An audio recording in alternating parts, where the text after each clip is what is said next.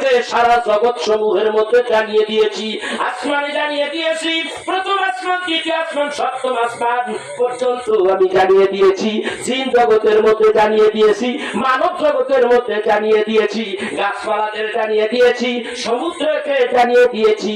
এইরকম যত সৃষ্টি রয়েছে প্রত্যেকটা জায়গায় আপনি নবীর জিকির আমি করে দিয়েছি।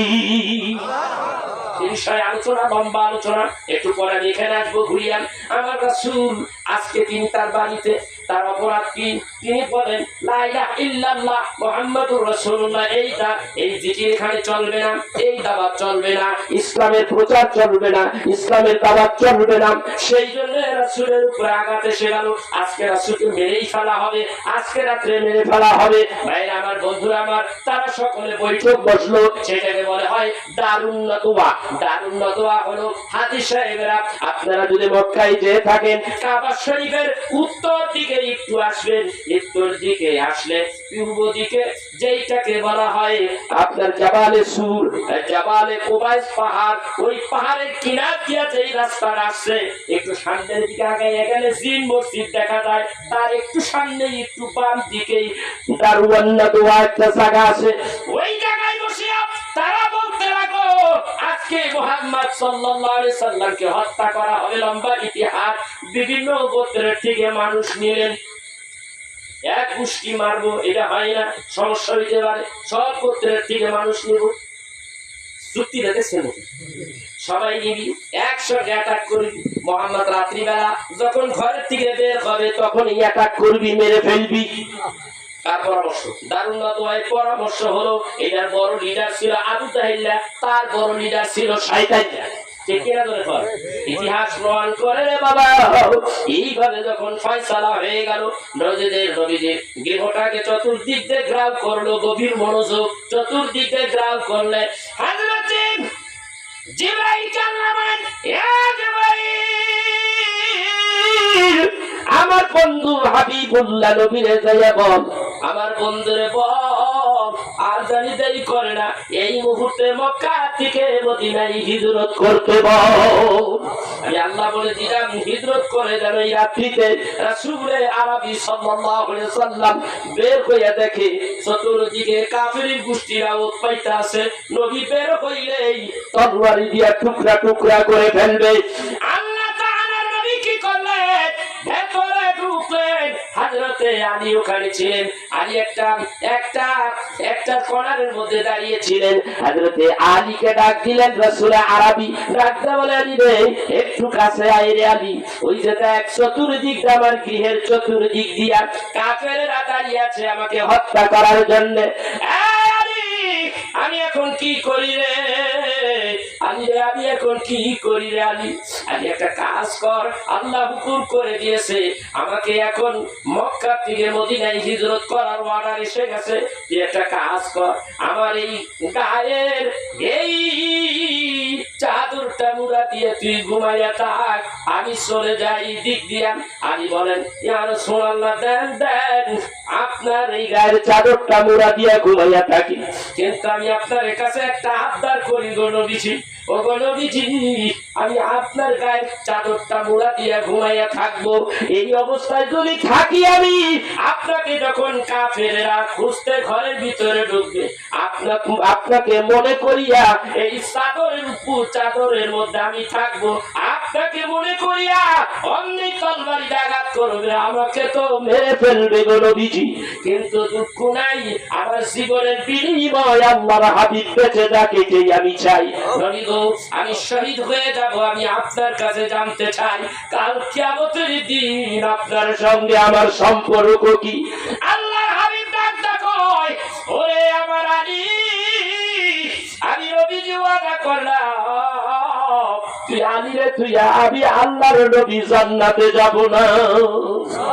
হযরত আলী বলে, ইয়া রাসূলুল্লাহ, ইয়া হাবিবাল্লাহ, মিশকাত শরীফের লম্বা একটা হাদিসে আসছে, আমি একটা ওই নবীজির ওই চাদর মোবারক দিয়া ঘুমাইতে যাবে, অন্যে মুড়া দিয়ে শুইতে যাবে, রাসূল ডাক দিয়া কয়, আলী রে, আমি তো চলে যাব, আমার এইটার মধ্যে, আরবের মধ্যে বহু মানুষ আমার কাছে মোহর রিয়াল, আমার কাছে টাকা পয়সা গচ্ছিত রাখছে, আমার কাছে আমানত করে গেছে, অমুক অমুক জায়গায় এত টাকা, এইগুলি তুমি দিয়ে দিও সকালবেলা। আমি আপনি আমারে বলছেন এইগুলি অমুক অমুক বাড়িতে দিয়ে দেব সকালবেলা। নবী গো, আমি বুঝতে পেরেছি, তাইলে আমি শহীদ হব না। তুই শহীদ হবি না রে আলী, তুই শহীদ হবি না আলী রে, তুই শহীদ হবি। তোর শহীদ হবার জায়গা এইটা নয়, এটা তোর শহীদ হওয়ার জায়গা নয়। লম্বা ইতিহাস, নবীজির শানে একটু দুরূদ শরীফ পড়তে পারি না? কথা বলবো, আরো কথা বলবো, রাজি আছি না শুনতে? শুনবেন? আমি কষ্ট করে আপনাদের শোনাবো, আপনাদের সমস্যা আছে আর একটু ওয়াজ করে যাই, আপনারা শোনেন। আবার কবে আসি দেশে জানি না, সারা বাংলাদেশে ওয়াজ করি। এই প্রোগ্রামটা ডাল তুলে নিতে পাইছি না, এইভাবে প্রোগ্রাম পাওয়া যায় না। একটা দর্শনী করি আল্লাহুম্মা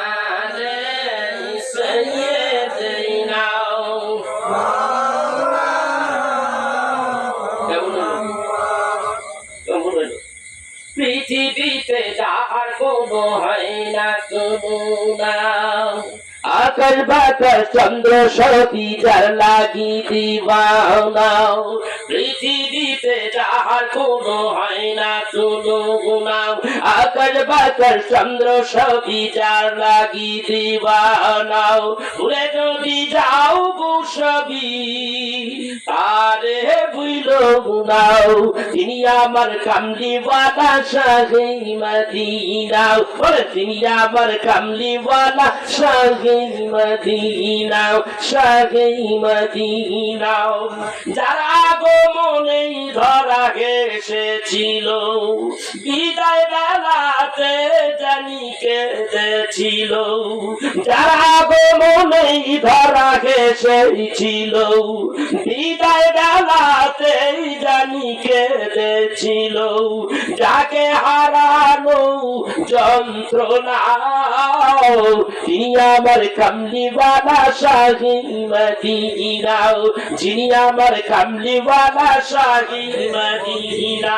পৃথিবীতে যার কোনো হয় না তুলনা, আকাশ বাতাস চন্দ্র সবই যার লাগি দিবানা, ভুলে যদি যাও গো সবই তারে ভুইল নাও, যিনি আমার কামলিওয়ালা শাহে মদিনা, যিনি আমার কামলিওয়ালা শাহে মদিনা। যার লাগি দুরুদ পড়ে ফেরেশতারা, পাখিরা সুরে ভূমি আত্মহারাও, যার লাগি দুরুদ পড়ে ফেরেশতারা, পাখিরা সুরে ভূমি আত্মহারাও, হৃদয় মাঝে যার কল্পনা, যিনি আমার কামলিওয়ালা শাহে মদিনা, যিনি আমার কামলিওয়ালা শাহে মদিনা। পৃথিবীতে যাহার কোনো হয় না তুলনা, আকাশ বাতাস চন্দ্র সবই যার লাগি দিবানা, ভুলে যদি যাও গো সবই তারে ভুইল নাও, যিনি আমার কামলিওয়ালা শাহে মদিনা যার লাগি আজ কাঁদে উহুদ পাহাড় শূন্যতা হয়নি পূরণ আজ তাহার যার লাগি আজ কাঁদে উহুদ পাহাড় শূন্যতা হয়নি পূরণ আজ তাহার যাকে পেতে তার বাসনা যিনি আমার কামলিওয়ালা শাহে মদিনা যিনি আমার কামলিওয়ালা শাহে মদিনা। আমার রাসূলের প্রেমে নবীজির চাচা হযরত হানজালা শহীদ হয়ে গেল এই উহুদের পাহাড়ের কিনারায়। এই আমার ভাইরা মাঝখান দিয়া একটু কথা বললে না বললেই হয় না। নবীজি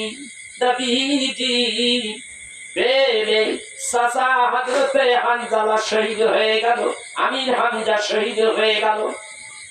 আমার ভাইরা যখন নবীজি এই উহুদের ময়দানে একজন নয় দুইজন নয় 70 জন সাহাবী নবী প্রেমে শহীদ হয়ে গেল। আল্লাহর নবীর হুকুমে সমস্ত সাহাবীগুলিকে উহুদ পাহাড়ের নিচে মাটি দেওয়া হলো। 2 জন 3 জন করে মাটি দেওয়া হচ্ছে। ঠিক এই সময় হযরত আমির হামজার লাশখানা পাওয়া গেল, ভেতরে কলিজাটা নাই। নবী আমার ডাক দিয়ে বলে আমার বিক্রি তুললো চাচা আমির হামজার দেহটা এইভাবে এমন কেন, কলিজাটা কই? এই সময় ওয়াসি নামের একজন ব্যক্তি ডাক দিয়ে কয় ইয়া রাসূলুল্লাহ ইয়া হাবিবাল্লাহ, হিন্দা নামের এই মহিলাটা হযরত আমির হামজার কলিজাটা ভেতর থেকে বের করে চিবিয়ে চিবিয়ে খেয়েছে গো নবীজি। নবীজি চোখের পানি বের কান্দে দেখে দেখে বলে সাহাবীরা রে, আমার বাপ ছিল না মা ছিল না দুনিয়ায়, আমার চাচা আমির হামজা আমাকে রক্ষণাবেক্ষণ করেছে, আমার চাচা আমাকে আদর করেছে ভালোবাসা দিয়েছে, আমার চাচার সঙ্গে চোখ নাই চোখ উঠিয়ে ফেলেছে, আমার চাচার অঙ্গ প্রত্যঙ্গ গুলি এইভাবে কে ক্ষত বিক্ষত করেছে। ভাই আমার নবী আমার কান্দে সব সাহাবীগুলিকে যখন মাটি দেওয়া হলো, আজও গেলে মদিনার একটু উত্তর সাইডে উহুদ পাহাড় লম্বা 8.5 কিলোমিটার, প্রশস্ত হলো প্রায় 3.5 কিলোমিটার। আমি নিজে দেখেছি ওই পাহাড়ের উপরে অনেক ইতিহাস আজকে মনে পড়ে যায়। আমি ওই দিকে যাব না। নবীজি আমার 70 জন সাহাবী সবগুলিকে মাটি দিলেন। এইবার ডাক দেখো আমার চাচার ঋণ আমি কেমন করে শোধ করবো? না না, আমার চাচার ঋণ তো শোধ করার ক্ষমতা আমার নাই, তবে আমার চাচাকে আমার চাচার দেহটাকে মদিনায় নিয়ে আয়, উত্তর দিক থেকে দক্ষিণ দিকে নিয়ে আয়। ভাই আমার বন্ধুরা আমার কিতাবের মধ্যে পাওয়া যায় সাহাবীরা হযরত আমির হামজার লাশখানা সৈন্য করে উঠাইয়া নিয়ে আসতেছে। নবীজি আমার সামনের দিকে এগিয়ে গিয়ে মদিনার দিকে যাচ্ছে।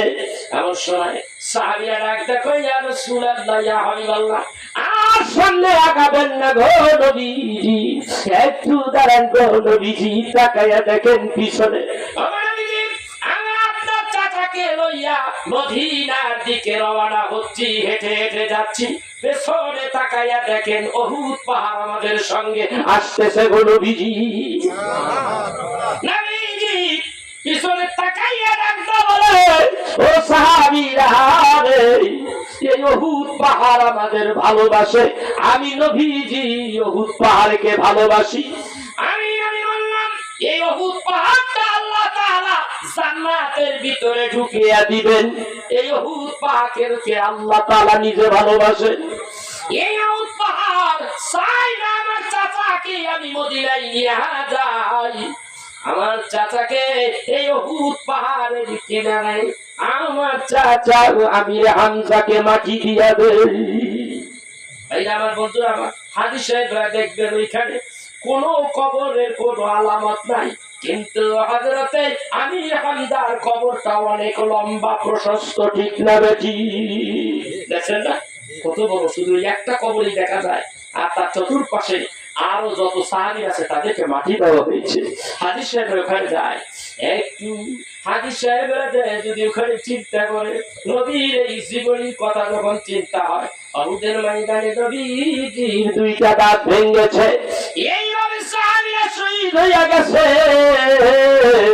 এমন কোন আশিকে হাজি নাই রে চোখের মধ্যে পানি না আসে। আক্ষেপ করে কি করলাম দিনের জন্য, এরা কি করলো দিনের জন্য। এটাই হলো নবীর, এটাই হলো নবীর ভালোবাসা। হযরতে আলী বলতেছিলাম, হযরতে আলী কারামাল্লাহি ওয়াজহাহু বলেন, ইয়া রাসূলুল্লাহ চাদরটা দিলেন, মুড়া দিয়ে শুয়ে রাখি, আপনি মেহরবানি করে বের হয়ে যান। হাদিস শরীফের মধ্যে আছে নবীজি বের হইলেন, ছায়া দেখে ওদের ভিতরে আল্লাহ রাব্বুল আলামিন সবার ভিতরে একটু জীবনী ঢুকাইয়া দিলেন, ঘুম ঘুম ভাব ঢুকাইয়া দিলেন, একটাই একটু একটু করে এরকম করে আমার দিনের নবীকে আল্লাহ ডাক দিয়ে কয়, হাবিব তারপরও আপনি বের হয়ে যাবেন। এটা হয় না গো নবীজি, এরা জিম মেরে আছে আর আপনি বেরিয়ে যাবেন, বলবে এরা মুহাম্মদ পলাইছে। এই পলানি, এই এইটা নিয়ে আপনি বের হবেন না, এটা আমি চাই না।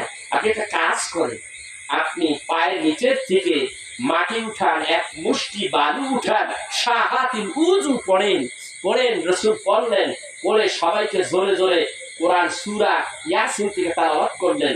সবাই চুপ, একেবারে রগড়াইয়া রেডি, সবার জীবনী চলে গেল।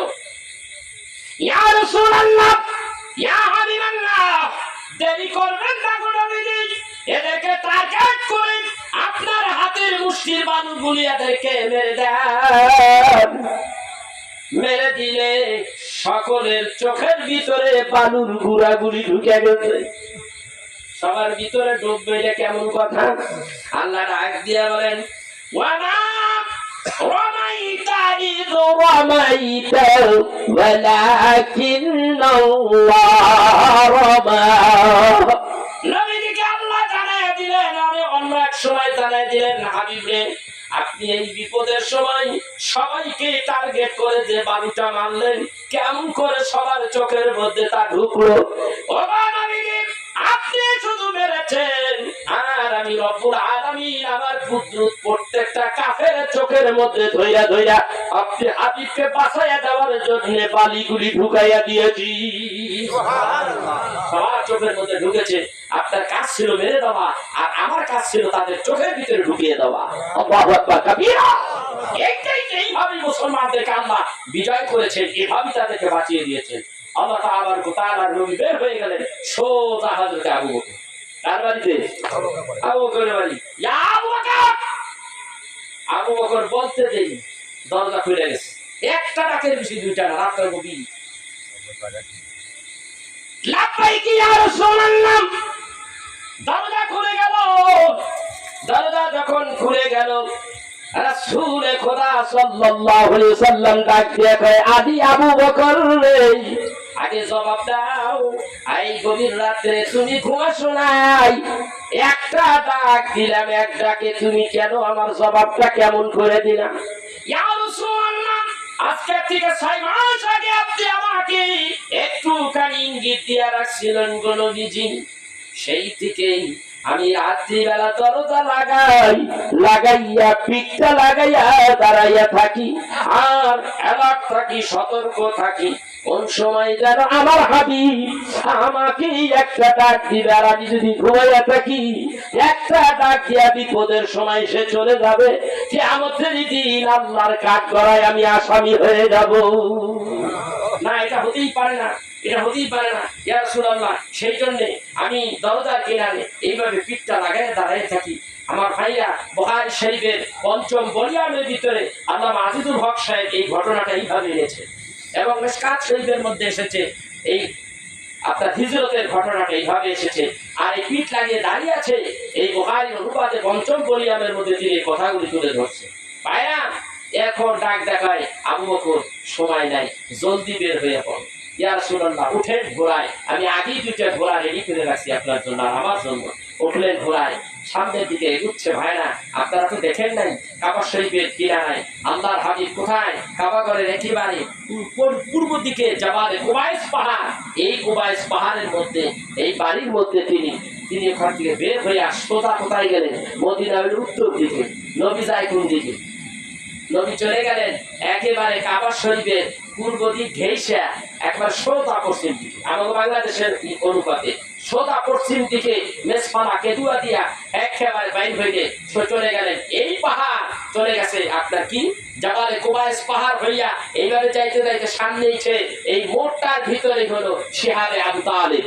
ওইখান দিয়ে একটা বাম দিকে ফেরে সামনেই হলো কেদুয়া মেসফালা দিয়ে রাসূল আবার চলে গেলেন আবু বকরকে নিয়ে। কোথায়? সোজা যাইতে যাইতে যাইতে বেশ কিছু দূরে, কয়েক কিলোমিটার দূরে সোজা উঠে গেলেন। কোথায়? পাহাড়ে, জাবালে সুরে যাচ্ছে, ঘোড়া নিয়ে যাচ্ছে একা একা। পিছনে কাফেরেরা টের পেয়ে ফেলছে, তারা পিছনে দৌড়াচ্ছে। হযরতে আবু বকর দৌড়াচ্ছে, আমার রাসূল দৌড়াচ্ছে, ব্যবধান অনেকটা দূর যাচ্ছে। আবু বকর পিছে, রাসূল আমার আগে। দেখে রাসূলের মহব্বত কাকে বলে। আগাচ্ছে আগাচ্ছে, হুজুর আগাইতে থাকেন, আমি আবু বকর আছি, ঘোড়াটার গতি বাড়াইয়া দিও। হযরতে আবু বকর সামনের দিকে এগিয়ে গেলেন। সামনের দিকে একবার এগিয়ে যায়, একবার ডাইনে যায়, আবার বামে যায়, আবার পিছনে আসে। নবীজি আমার ডাকটা বলে, আবু বকর এমনটি কেন তুমি করো? একবার আগে যাও, একবার ডাইনে যাও, একবার বামে যাও। নবীজি আমি এমনটা কেন করি গো নবীজি? আমি আগে যখন চলে যাই তখন দেখি কোন কাফেররা পাহাড়ের আড়ালে উঠতে আপনাকে একটা তীর মাইরা দিয়া হত্যা করে কিনা, আমি এইটা দেখার জন্য সামনে একবার চলে যাই। যদি তীর মারে আমি আবু বকরকে মারু, আমি মরে যাব, আমি শহীদ হয়ে যাব, আমার আল্লাহর হাবিব বেঁচে থাকুক। আমি আবার বাম দিকে চলে যাই, দেখি কেউ আছে নাকি, পিছনে আসি, আবার দেখি কেউ আছে নাকি, আবার আগে চলে যাই, সামনে চলে যাই, কেউ আছে নাকি। কত ভালোবাসা দিতেন নবীজিকে। এইভাবে দুইজনে যাইতে যাইতে সোজা মেসফালাকে দুয়া দিয়া সোজা চলে গেলেন। যাইয়ে বাম দিকে দেখা যায় জাবালে সুর। জাবালে সুরে রাসূল আমার বড় কষ্ট করে উঠলেন, ৫৫০০ ফিট উঁচু। দুইজনে উঠলেন, একেবারে গর্তের ভিতরে ঢুকে গেলেন। লম্বা ইতিহাস। আমার নবীর জন্য হযরতে আবু বকর সাপের কামড় খাইছে কি খাই নাই? হাদিস শরীফের মধ্যে আছে সাপের কামড় খাইল। নবী আমার ডাকতে কয়, আবু বকর কি হয়েছে? আমি তোমার উরুর উপরে মাথাটা রাইখা শুয়ে আছি, একটু বিশ্রাম নিতেছি। ইয়া রাসূলুল্লাহ, ইয়া হাবিবাল্লাহ, কিচ্ছু হয় নাই। ওরে আবু বকর, আমি দেখতে পাই তোমার দুই ফোঁটা চোখের পানি তোমার অজান্তে আমার এই গাল মোবারকে পড়েছে। তোমার চেহারা নীল বর্ণের হয়ে গেছে। ইয়া রাসূলুল্লাহ, ইয়া হাবিবাল্লাহ, এই কাফেরদের চোখের আড়াল হইয়া আমরা এখানে পলাইতে পারলাম, কাফেরদের হাত থেকে বাঁচতে পেরেছি গো নবীজি। এইটার ভিতরে একটা সাপ পাইয়া দেখেন, আমি আবু বকরকে ছাড় দেই নাই। মাছের নদী, গাছের নদী, ১৮,০০০ মাখলুকাতের নদী, তুই আমার বন্ধু আবু বকরকে কামড় দিলি কেন? আল্লাহর হুকুমে সাপের জবান খুলে দেন। ডাক দিয়ে ইয়া রাসূলুল্লাহ, আজকে প্রায় ২৫০০ বছর মতান্তরে কেউ বলে হযরতে ঈসা আলাইহিস সালাতু ওয়াস সালাম থেকে এই পর্যন্ত ৫০০ বছর অপেক্ষা করতেছি। কেউ কেউ বলে হযরতে মুসা আলাইহিস সালাতু ওয়াস সালাম থেকে এই পর্যন্ত ২৫০০ বছর পর্যন্ত এইখানে অপেক্ষা করতেছি। নবী গো, এইখানে আপনি একদিন আসবেন, আপনাকে দেখার জন্য গো নবীজি। সুবহানাল্লাহ। সাপ দোজখের আগুনকে দেখে বড় ডরাই, আপনাকে দেখলে দোজখের আগুন হারাম হয়ে যায়। মান রানি ফাকাদ আল্লাহ হুররিমাত আলাইকুমুন নার, বুখারীর হাদিসে এসেছে নবী বলেন যে আমাকে দেখেছে সে সত্যই দেখেছে, আর যে আমাকে দেখলো তার জন্য দোজখের আগুন হারাম হয়ে গেল। এই জন্য আমি এইখানে এসে অপেক্ষা করতেছি, কিন্তু আবু বকর আমি অনেকগুলো গর্ত করে রেখেছি, আবু বকর সব গর্ত বন্ধ করে রাখছে, একটা গর্ত বন্ধ করতে পারে নাই, পা দিয়ে ওটা আটকিয়ে রেখেছে। আবু বকর দেখতেছে প্রাণ খুলে, আর আমি দেখতে পাচ্ছি না, কিন্তু মেশক আম্বিরের ঘেরান আমাকে পাগল বানাচ্ছে। নবী গো, আমি পাগল হইয়া আবু বকরের কদমে ছবল মেরে দিয়েছি, আমার ইচ্ছা ছিল না। রাসূল নিজের জিহ্বা মোবারক থেকে একটু থুতু মোবারক তার ক্ষতস্থানে লাগাইলেন, আবু বকর ভালো হইয়া গেলেন। রাসূল পরবর্তী সময় বললেন, আমার আবু বকর হিজরতের গুহার মধ্যে আমার জন্য যেভাবে জীবনটা দিল, যে সময়টুকু অবস্থান করেছে, এই সময় যদি এক পালায় ওজন দেওয়া হয় আর সারা উম্মতি মুহাম্মাদি সমস্ত আমলগুলি আরেক পালায় যদি ওজন দেওয়া হয়, আমার আবু বকরের নেকের পালার ওজন বেশি দেবে। এটা কেন হয়েছে বলতে? প্রেমে মোহাব্বত, ঠিক না? কথা কয় না কেন? সেই রাসূল আরবি সাল্লাল্লাহু আলাইহি সাল্লাম দেখতেছে যে গুহার কিনারে এসে গেছে। কুয়াটা আপনারা দেখছেন কিনা জানি না, ওটার ভিতরে ঢুকতে হলে মাথাটা একটু মোচাইতে হয়, বাঁকা হয়ে যেতে হয়, বাঁকা হয়ে ঢুকতে হয়। তো কাফেররা যখন আসছে এই পর্যন্ত দেখা যায় উপরের অংশ তারা উপরের দিকে খুঁজতেছে, কিন্তু তারা তো একটু নিচু হইলেই ধরাটা পড়ে যায়, দেখে পালায়, কিন্তু নিচু তারা হয় নাই। আল্লাহ তাআলা তাদেরকে ওই স্মরণ শক্তিটা তখনকারের জন্য হারিয়ে দিয়েছে, তার হাদিসকে বাঁচাবার জন্য। আল্লাহু আকবার কাবীরা। হযরতে আবু বকর বলতেছে, ইয়া রাসূলুল্লাহ, আমাদের কাছে তো শত্রু পক্ষ এসে গেছে, আমরা তো দুইজন, আমরা তো ধরা পড়ে যাচ্ছি, আমরা তো দুইজন। আমার নবী বললেন, লা তাহজান ইন্নাকা আনতাল আ'লা। লা তাহজান, লা তাহজান, ভয় পেও না। ভয় নাই। ইন্নাকা কি সূরা তাওবার মধ্যে এসেছে, মনে আছে তোমার? আল্লাহ তাআলা তিনি বলে দিলেন, ইন্নাল্লাহা মা'ানা লা তাহজান ইন্নাল্লাহা মা'ানা। ভয় পেও না আবু বকর, আমরা দুইজন নই, আমাদের সঙ্গে আরেকজন আছে, তিনি হলেন কে? আল্লাহ খুশি হয়ে গেলেন। খুশি হইয়া ওরা যে নিচের দিকে তাকাইয়া খালি একটু চাইবো, আল্লাহ ভুলাইয়া দিলেন কাফেরদের অন্তর থেকে সেই স্মরণ শক্তিটা ভুলাইয়া দিলেন। আল্লাহু আকবার কাবীরা। আল্লাহ কয়, এইভাবে আমি মুসলমান জাতিকে রক্ষা করেছি। ও মুসলমান, তোমরা আজও সেই ঈমানকে মজবুত করো। আর ঈমান হলো কি? ঈমান হলো কি? আজকে এই যুগের মুসলমান আমরা আখিরি পয়গম্বরের উম্মত, আমাদের ঈমান কি? ঈমান হলো আল্লাহ মানি, রাসূল মানি না। তাইলে ঈমান থাকবে? জোরে কোন থাকবে? তাইলে কি করতে হবে? আল্লাহ মানতে হবে, রাসূলও মানতে হবে। আল্লাহ তো আল্লাহই, রাসূল তো রাসূলই। সেই রাসূলকে বলতে পারি, জোরে কোন পারি না, জোরে বলো পারি না। এই জন্য আসেন না, সেই রাসূল আর সবাইকে মনে চায় না সেই রাসূলের দেশে যাইতে। কারা কারা মক্কা মদিনায় যাইতে চান? হাত তোলেন। এতগুলি মানুষ জোরে চিৎকার দেন, নারায়ে তাকবীর, নারায়ে তাকবীর, নারায়ে রিসালাত ইয়া রাসূলুল্লাহ সাল্লাল্লাহু আলাইহি সাল্লাম, নারায়ে বেলায়াত ইয়া ওলি আল্লাহ। আল্লাহ চাই, রাসূল চাই। আল্লাহ রাসূল পাইতে আল্লাহর ওলিদের দরকার আছে না নাই? আমাদের পথ দেখাবে কে? এখন কথা কোন দেখে পথ দেখাবে কে? আল্লাহর ওলিরা। কারণ রাসূল নাই, নাইবে নবীরা রয়েছে, তারাই আমাদের পথ দেখাবে। তাহলে মদিনায় যাইতে হলে মদিনায় সেই রাসূল আল্লাহর দরবারে একটু খালি দরখাস্ত দরকার আছে না নাই? নাতে রাসূলের মধ্যে একটা খোরাক হয়, একটা দরখাস্ত হয়ে যায়।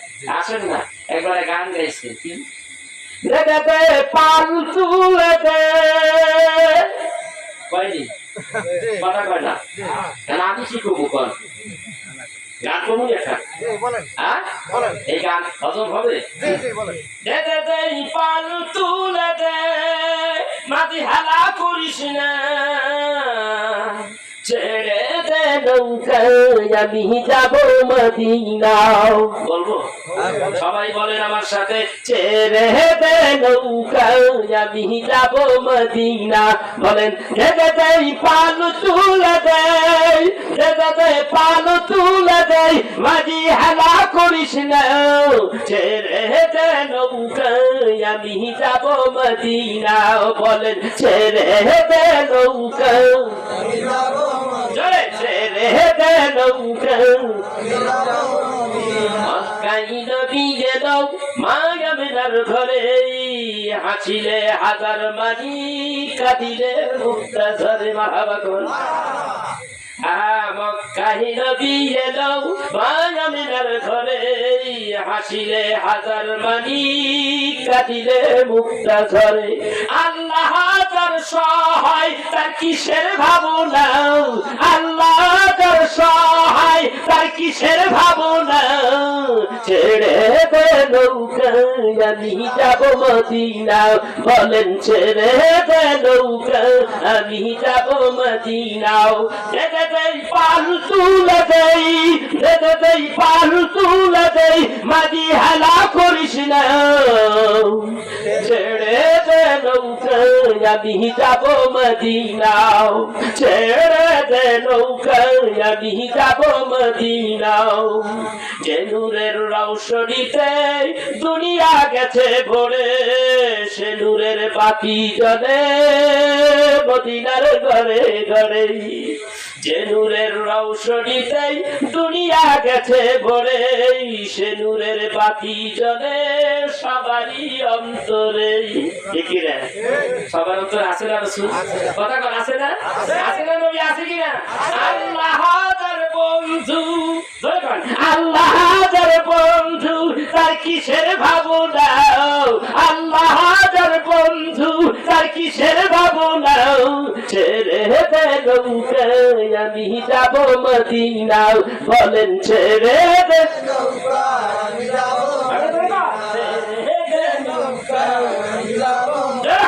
ছেড়ে দে নৌকায় পাল তুলে দেই, ছেড়ে দে পাল তুলে, মাঝি হেলা করিস না। ছেড়ে দে নৌকায় আমি যাব মদিনা। ছেড়ে দে নৌকায় আমি যাব মদিনা। অদম্য টিভির নুরির মনের বাসনা, বহুদিনের মনের আশা যাব মদিনা। অদম্য টিভির নুরির মনের বাসনা, বহুদিনের মনের আশা যাব মদিনা। আল্লাহ সহায় হলে নাই তো কোনো ভাবনা। ঠিক না? আল্লাহ যদি সহায় হয় নাই তো কোনো ভাবনা। ছেড়ে দে নৌকায় আমি যাব মদিনা। ছেড়ে দে নৌকা আমি যাব মদিনা। ছেড়ে দে পাল তুলে দেই, মাঝি হেলা করিস না। ছেড়ে দে নৌকায় আমি যাব মদিনা। আমার ভাইরা, আমার বন্ধুরা, এতক্ষণ শোনাইলাম অন্য মানুষের গজল। আমি গজলটা লেখছি 70টা। কয়টা লেখছি? 70 খান গজল লেখছি বাবা। মদিনার পাগল হইয়া লেখছি। আপনি মদিনা বলার পাগল হইয়া যান, মদিনার যদি পাগল হইয়া যান, তাহলে আল্লাহ আপনার দেওয়ানা হইয়া যাবে। আল্লাহু আকবার কাবীরা। আল্লাহ ডাকতে বলেন, কুনতুম তুহিব্বুনাল্লাহ ফাত্তাবিউনি ইউহিব্বুকুমুল্লাহ ওয়া ইয়াগফির লাকুম যুনুবাকুম ওয়াল্লাহু গফুরুর রাহিম।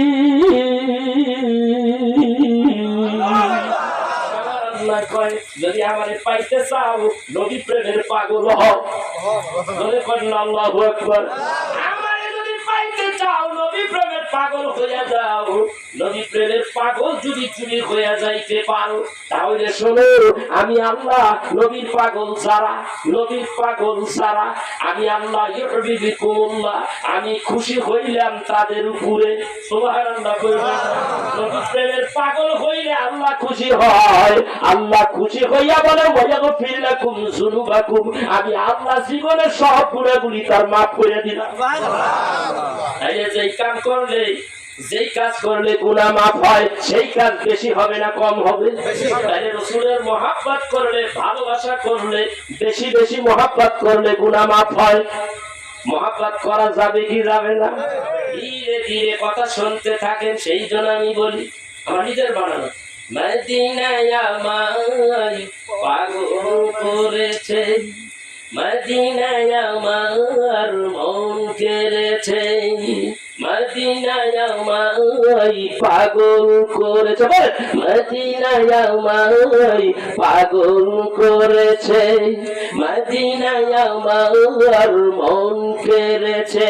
ভাইজান মদিনার প্রেমে মন দিওয়ানা হয়েছে, মদিনায় আমায় পাগল করেছে। বলেন না, মদিনায় আমায়, এই জোরে কাটা, জোরে কাটা, মদিনায় আমায়, মদিনায় আমার মন কেড়েছে।